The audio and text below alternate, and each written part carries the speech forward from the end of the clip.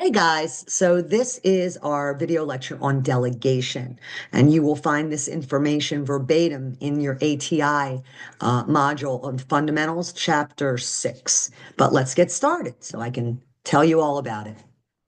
So, delegation and supervision. So, what's delegation? That's transferring the performance of a task to another member of the team, but you still retain accountability for the outcome. And that's important for you to know that even though you've delegated a task, eventually you're the one that's responsible to be sure that the task was completed and completed properly. And then supervision is monitoring, directing, and evaluating the performance of tasks by another member of the team. So as nurses, we're responsible for supervising the performance of client care tasks that we delegate. Okay. And there's some things that we can delegate and some things that we can't. So delegation factors. Okay. Nurses can delegate tasks that are appropriate for the skill and education level of the individual receiving the assignment. So in other words, you have to be sure the person you're delegating to is able, competent, and educated to perform the task. One thing that RNs cannot delegate is the nursing process, client education, or anything that requires extreme nursing judgment. Okay. So that can't be delegated. And what do we need to know about the person that we're delegating to, the delegatee? Well, we need to know what their education, training, and experience is. We need to make sure they have the knowledge and skills to perform that task, the level of critical thinking the task requires, the ability to communicate with others pertaining to that task, demonstration of competence in performing that task, going along with whatever your facilities policies and procedures are, and then licensing, or is it within their scope of practice to perform that task? So you need to know these things before you delegate.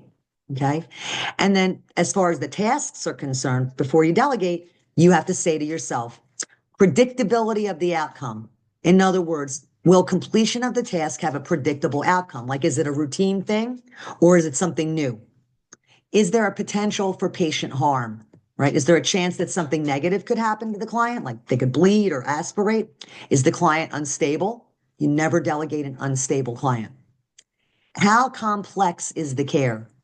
Does the client require complicated tasks?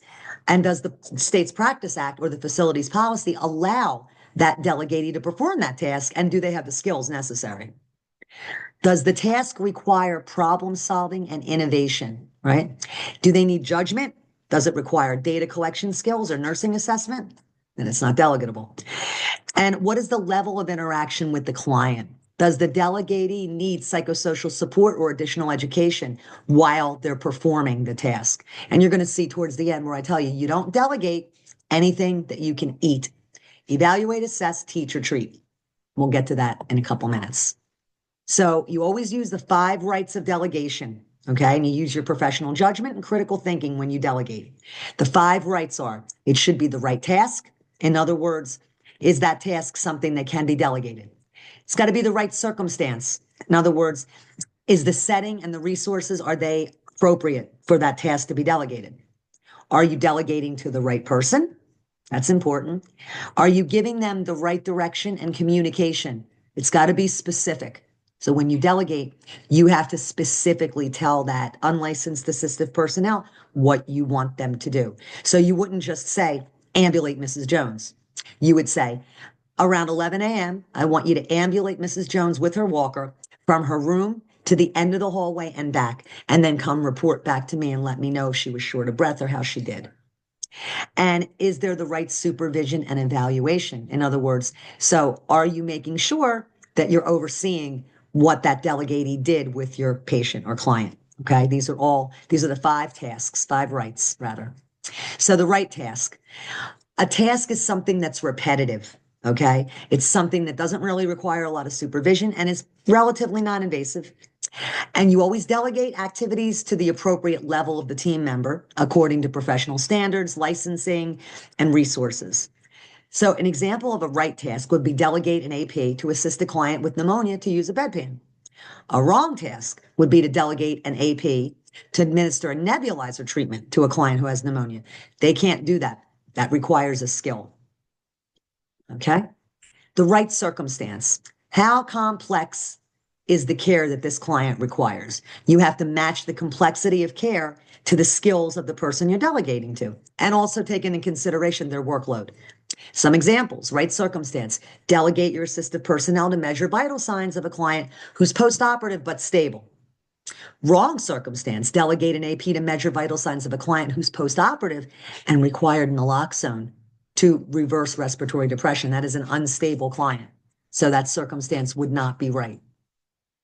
The right person. So you have to verify the competence of the person that you're delegating to. It's got to be within their scope of practice or job description.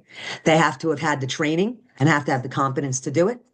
You have to continually review the performance that they do to make sure that they're competent in providing the care, and evaluate their performance according to standards. And if necessary, remediate anything that they did wrong. Make sure that they understand that. So some examples would be, sorry about that. Some examples would be: right person, delegating a PN, a licensed practical nurse, to administer enteral feedings to a client with a head injury. Sure. Wrong person, delegate an AP to administer enteral feedings. You wouldn't do that because that requires, a certain level of skill, and it's outside their scope of practice. Okay. The right direction, the right supervision, right? In other words, you have to provide a specific timeline for reporting, including when to report, what to report, right? You have to communicate the specific tasks to perform and any specific instructions relevant to the client. And you have to give them what the results are that you expect, right? Expectations for follow-up communication. So the right would be delegating an AP to assist Mr. Martin in room 312 with a shower before 9 a.m. The wrong direction, say to the AP, assist Mr. Martin in room 312 with morning hygiene. It's not specific. You see the difference between the two? So you have to be very specific with a time frame and what you exactly want them to do. And the right supervision. You have to monitor their performance, make sure that they're doing it correctly, intervene if they're not, give them feedback. Did they do it on time? Did they do it right? Did they document and report anything that was unexpected? Did they need help completing their tasks on time? And then evaluate your client and make sure that the outcome is positive, right? So right supervision would be delegating an AP to assist with ambulating a client after the RN completes the admission assessment, determines the client stable. Having an AP ambulate a client prior to the admission assessment would be the wrong supervision, okay? Because we don't know how stable or unstable the client is until that admission assessment is completed. So we wouldn't delegate that. What is a licensed personnel versus an unlicensed? So licensed people, practical nurses, registered nurses, right? They've passed an exam. We are licensed to perform certain tasks. Unlicensed personnel are people who have had training in an assistive role. So certified nursing assistants, medication assistants or techs, dialysis techs, monitor techs, phlebotomists. In the hospital, they call them PCAs or PCTs, patient care associates or patient care technicians. They are all unlicensed personnel. So yes, you can delegate to them, but you have to be sure that what you're delegating is appropriate. Okay. So what can you delegate to an assistive personnel? You can delegate routine tasks like making the bed, collecting certain specimens and bringing them to the lab, I&Os, intake and outputs, and vital signs, but only for stable clients. You can also give them activities of daily living to do with the clients, like bathing, grooming, dressing, toileting, ambulating, feeding, as long as there's no swallowing precautions or dysphagia, and positioning. Okay. So again, it's your judgment to decide if that patient is appropriate, right? What can I delegate? So RNs can delegate to PNs, and PNs can delegate to other PNs. So what can PNs do? They can monitor findings, right, to contribute to the ongoing assessment. They can reinforce client teaching from a care plan. They can't start a care plan, but you guys can reinforce the teaching from the care plan. You can do trach care and suctioning, making sure an NG tube is patent, administering enteral feedings, a urinary catheter insertion, or administering meds. These are all things that, PNs can do. It's within your scope of practice. Here are some questions that I'd like for you guys to do. I'll do the first one with you. A nurse on a med surg unit has received change of shift report and will care for 4 clients.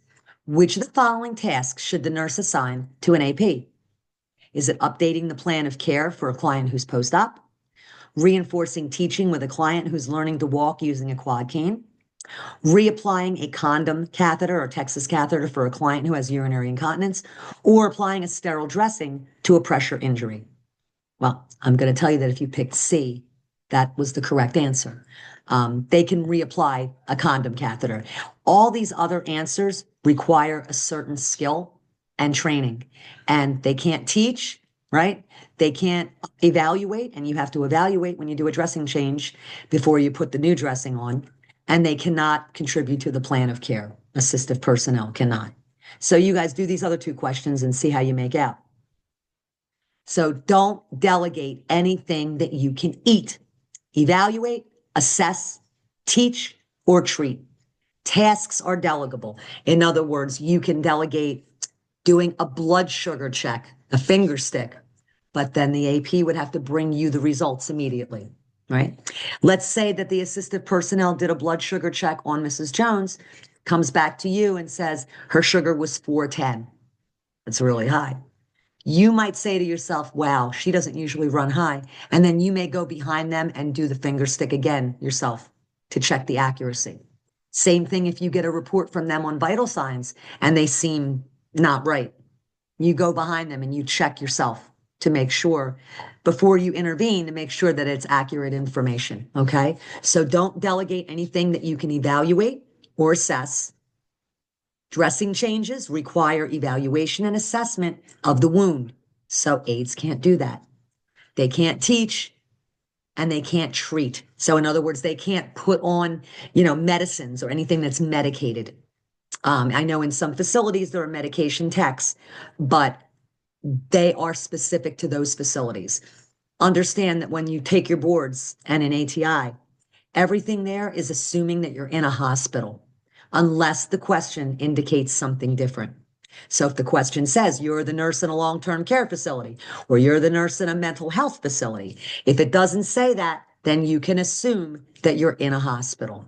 Okay. So don't delegate anything you can eat. Okay. And we will go over some more of this as we move forward and we get into nursing management leadership also. Okay. So any questions? But did you die? All right. And that's the end of this one. Okay. So until the next video, I am peace and out.